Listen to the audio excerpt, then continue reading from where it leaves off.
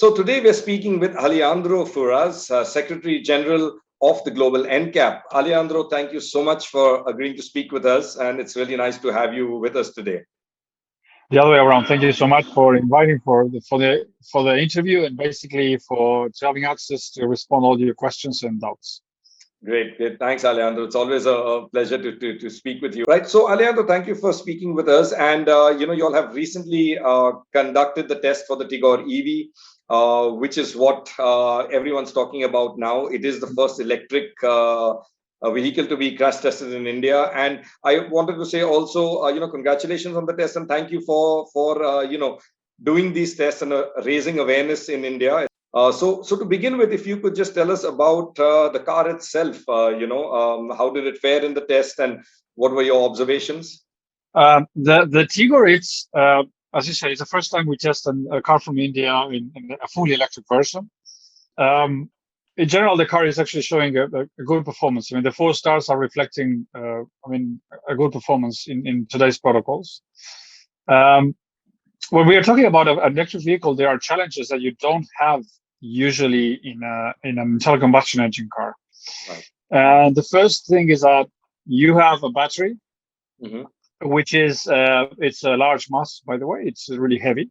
True. And it's in terms of density, something that is small and heavy.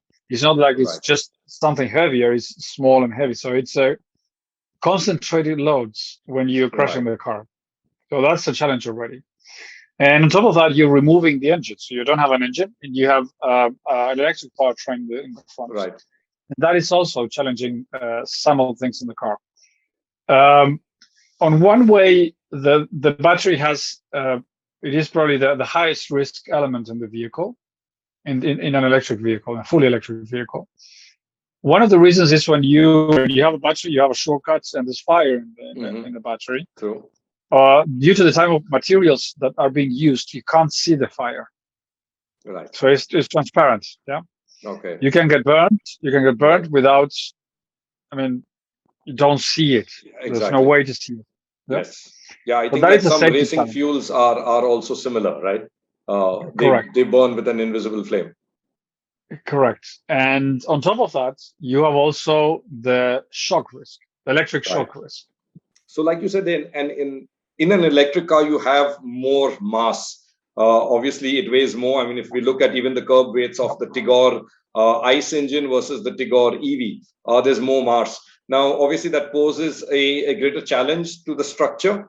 So, is it fair to say that as a consumer, to our readers and viewers, as a consumer, if you see a safety rating for a particular vehicle, a particular engine or powertrain type, you can't just apply that automatically to all of the other powertrains, especially electric? Okay, let's put it this way. If it is an internal combustion engine, we usually, when we are testing our car, we more or less try to assess the different potential powertrains with internal combustion that car has. Right. So when we release a result for internal combustion version, that's for internal combustion version in the whole range. Okay. But in electric, it's not like that. Got it. So basically, let me say it because it can be the case. It's not the case of the Tigor, but it could have been the case. So the manufacturer comes and to us and said, "Guys, look, I'm going to launch a new vehicle, which is going to have an EV version. And it's going to have also an internal combustion version. Right. And therefore, we test all the versions. We test the electric and the internal combustion, and we then give a star rating for the whole model. That can happen. Yeah? It never happened so far, but it can happen. The case of the Tigor is another example of how things usually work, is that you test the EV version on one side, and then you test the internal combustion version, because the Tigor was tested already. True. I think the Tigor was last year or the year before. It was, so we tested already. Yeah. So basically, in this case, it's when we say in our results, it's X model, whatever it is. Right. Then if we don't specify, it's only for internal combustion. If it's also for electric, we specify it's also for electric version. Yeah. Right. But we have to test it. There are differences, as you said. Exactly. There are more mass because you have more concentrated loading. Yeah, exactly. But you have more mass in less volume. True. Yeah. True. And that is challenging the car. Clearly, We noticed that the Tigor EV version had some reinforcements that we haven't seen in the other Tigors. Right. Yeah. Okay. And it's from our understanding, it's because of the EV version. And Alejandro, the earlier point you made about the additional reinforcements, I think that's something really interesting, because a lot of people, let's say, I mean, if you look at our market, when the Tigor launched at a certain price, obviously it's more than the ICE versions. People equate cost to the powertrain, because, well, we know electric today, the batteries are expensive.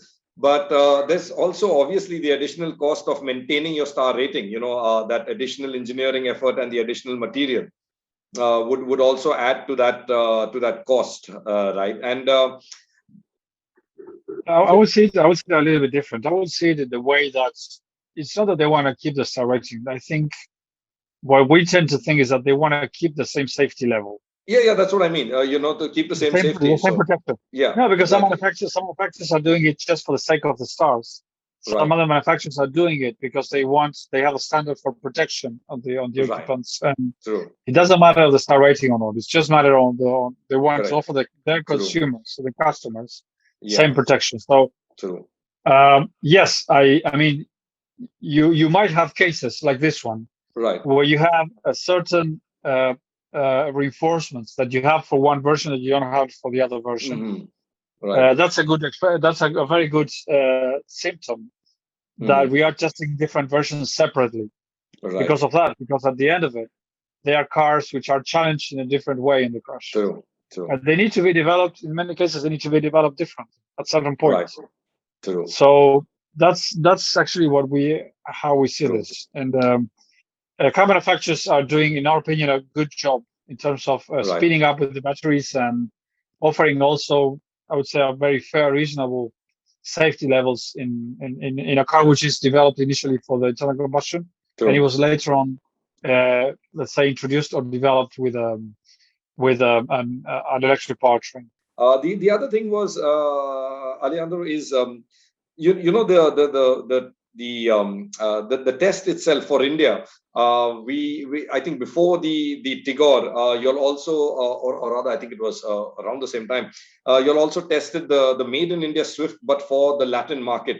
Now, I don't know if you're aware of it, but it created a lot of discussion in the Indian market, because that car was also made here. And, our Indian Swift scored a 2-star rating, whereas the Latin NCAP got a 0-star.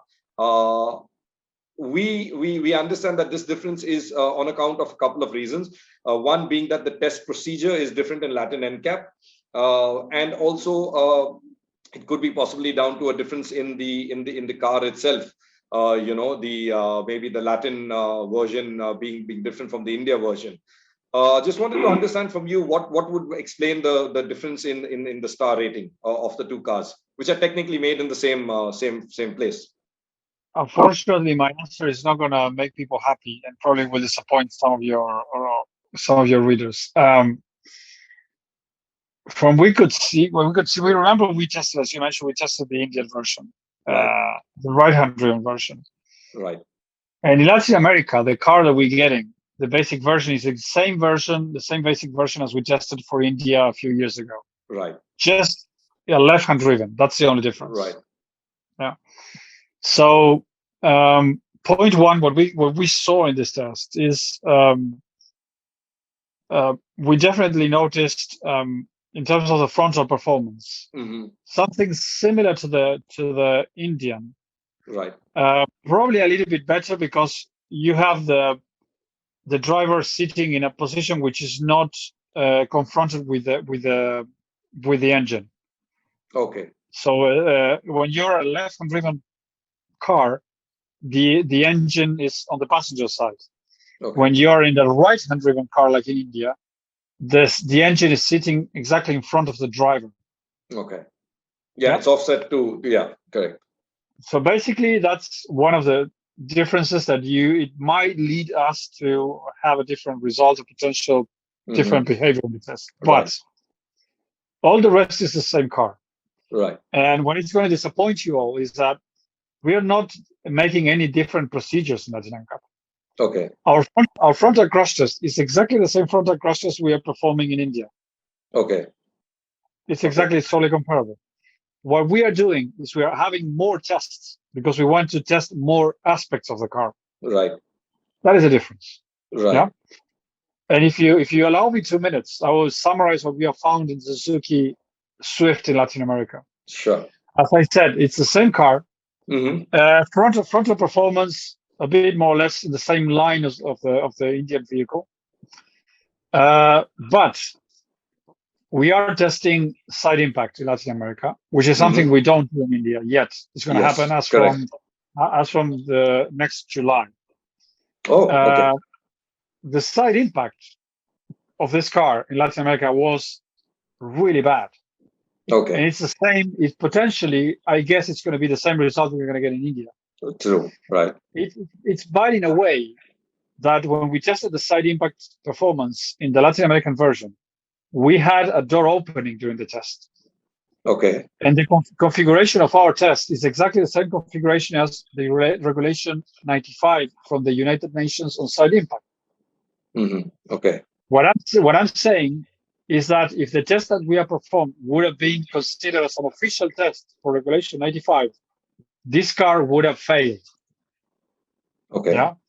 Sorry, could you repeat that? I think the audio dropped there. Yeah, I can repeat it. If our test would have been an official regulation 95 side impact test conditions, which actually, technically speaking, is exactly the same test. Technically speaking, it's exactly the same test on the side impact as the UN regulation. Yeah.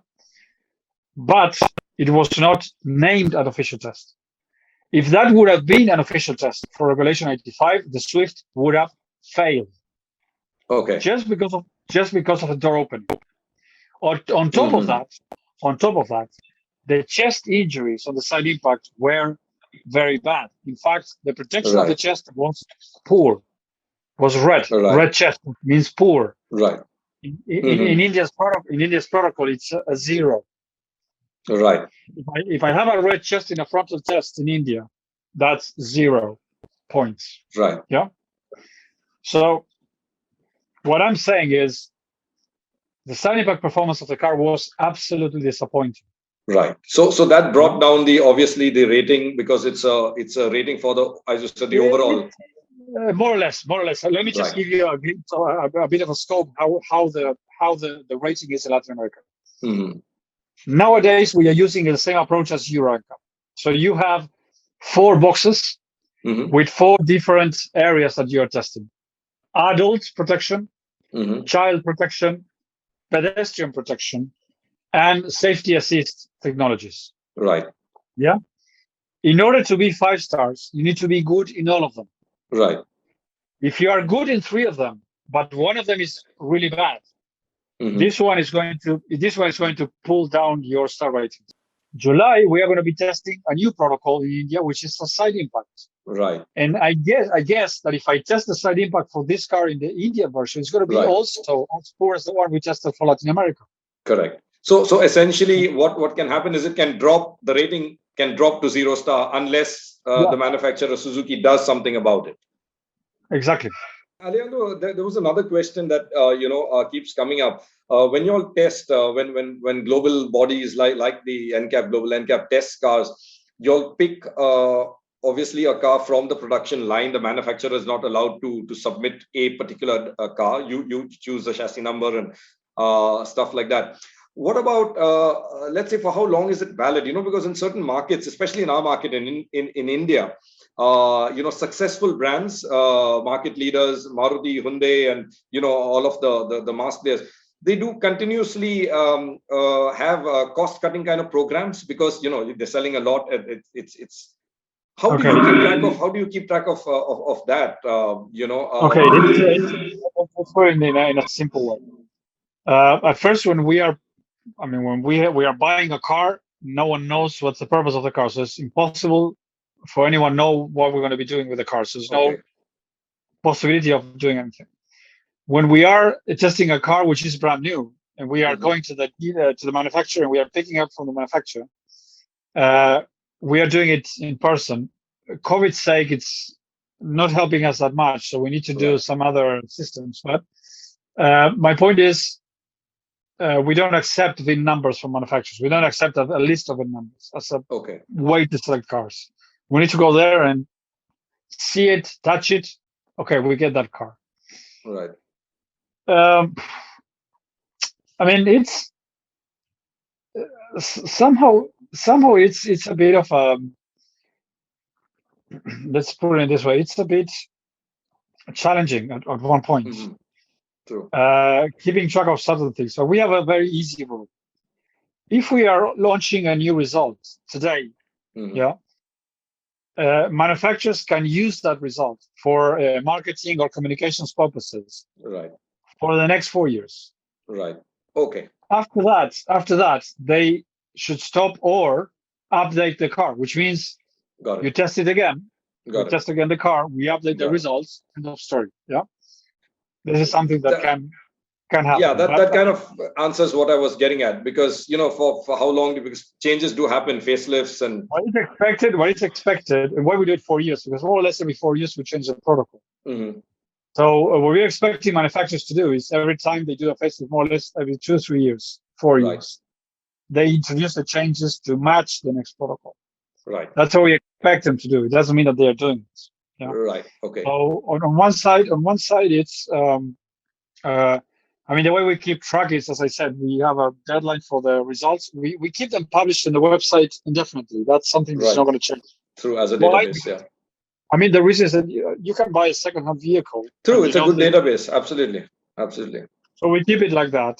But in terms of what manufacturers can use, Mm-hmm. or you can't use, it's limited to 4 years. And with that, I'm giving you, to your readers and to you as well, the reminder that if you see any manufacturer misusing star rating from other NCAP, or misusing a star rating because it's already more than 4 years old, Right. let us know. We're going to get in touch with the manufacturer and we will make them stop doing this. Right. Right. Yeah, I think that kind of wraps it up from us. And thank you so much for spending the time with us today, and also for the work that you all are doing in highlighting safety and bringing that to markets like India.